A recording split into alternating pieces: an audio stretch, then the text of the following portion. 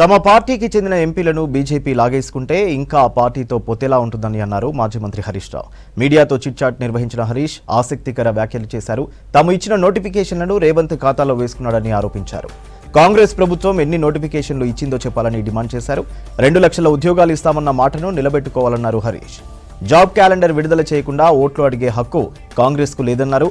తమపై కక్షతో రైతులకు అన్యాయం చేయొద్దన్నారు హరీష్ రావు. ఇక ఇటు ప్రశాంత్ కిషోర్ కామెంట్స్ పై స్పందించిన హరీష్ లోక్సభ ఎన్నికల తర్వాత ఏం జరుగుతుందో చూస్తారని కామెంట్ చేశారు.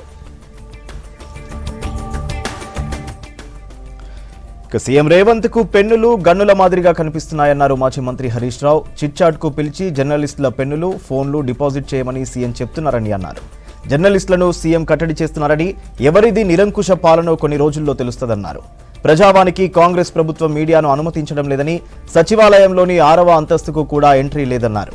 ఇంకా కొన్ని రోజులైతే కాంగ్రెస్ పార్టీ అసలు కథ బయటికి వస్తుందన్నారు హరీష్ రావు.